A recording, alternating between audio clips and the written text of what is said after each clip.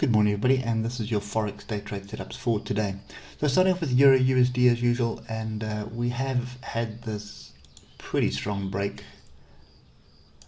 below which was sort of some weekly support here. You can see the level here which we were actually flirting with. If I go back in time, you can see quite a bit of interaction around here. There is still quite a bit of interaction to the downside in this zone. So that's kind of the next level that we would be aiming for.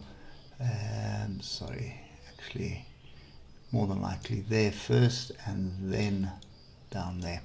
So if we just look at the 8 hour, you're going to see good opportunity still for some targets to the downside, but we don't want to just jump in short here. We want to be jumping in short off structure, and at the moment hasn't really been an opportunity. This area that we were looking at yesterday, which was well, actually it wasn't that one, it was this one here, what didn't materialize. So basically what you need to do is just look for the next two areas to pay attention to. First one is going to be here at 110.576. Price gets back up there and rejects it. It'll be in line with the trend line, below the moving averages far apart. Trend is definitely to the downside. You can be selling off there, or alternatively, if 110.354 holds during the European session here and we reject that, then possibly a sell off there. But what you're looking for is really, it's just a short 360 odd points to this level here, and that is 110. So 110 will offer some support, big round number. So what you're looking for is a move onto that, and then probably a bounce for a second attempt at it, which will give you a second attempt short. So that's kind of the moral of the story on Euro USD. US dollar Japanese yen hasn't really got going yet. This big triangle is still taking shape, and I just want to add one other level in here. You can see that was the previous breakout here, which was last week, and we are testing it at the moment. Bear in mind we have non-farm payrolls today as well, so dollar is going to be bouncing around like a yo-yo again.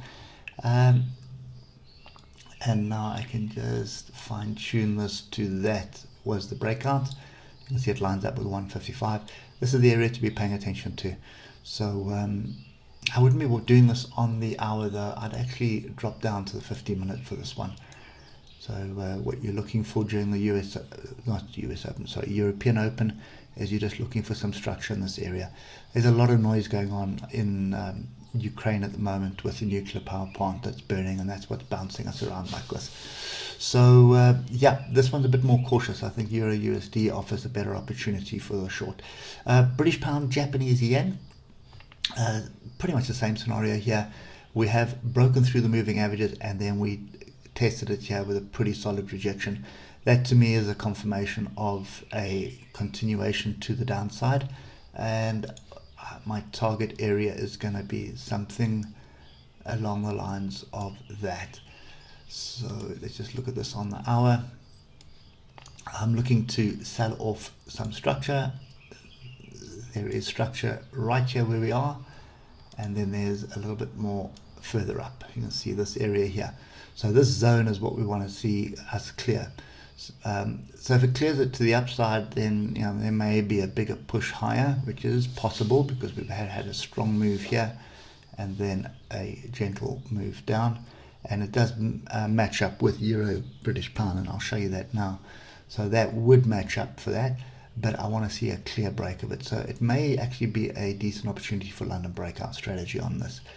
First 7 bars, draw top and bottom, and then see where do we break. Something along the lines of that. So if we start breaking below here, I want to see a retest and then a move to the bottom of the trend line. If we start breaking up here, I want to see a retest and then we continue to the upside, and that would basically mean first leg up, pull back, second leg up. Okay, so I'll just draw that level for you so you know what I'm talking about. Something along the lines of that. 155.946, but lots of chaos happening in the world today, so don't expect it to be a smooth ride. Lastly, Euro British pound has broken through this weekly support, and this weekly support has been here for many years. It started in 2016, and then actually it goes back further than that, so it's kind of all the way back to the year 2009, where we have just bounced around in this area. And look at the clear weekly break at the moment. So as I said yesterday, what you're looking for is you're looking to sell off structure. I don't like the way we've got three pin bars here. That's always an indication that the buyers are scaling in. And this morning, and that was sort of going at the close yesterday, well, most of yesterday, actually, it's 24 hours. The whole of yesterday was like that. And now we've got this massive move to the downside. This could be some form of an exhaustion bar, but it's definitely picking up stops, because there would be been people that would have jumped in early instead of waiting for the break of these three bars. So that structure to me is a story of threes, as I refer to them. So you can see there it is there, and now we've continued to the downside. So a couple of things on offer here. First thing is this weekly support at 0.83050. Pull back onto that, we'd be looking for an opportunity there. And then the next one, which would be these tails of yesterday, and we have kind of rejected already, but I'd want to see another move up here and an hour rejection. So this is also one which I suspect, you want to be selling, but you want to be selling high up, you don't want to be selling low down. There is a bit of a gap to the upside here, so keep that in the back of your mind. And I just want to fine tune that level. That should tie up with the gap almost. So very possible to go back to the highs of yesterday and then just bounce around in this range until we get some clarity in the market somewhere. So if it holds like this, that's a pretty decent close. It's a weekly close below a really strong level.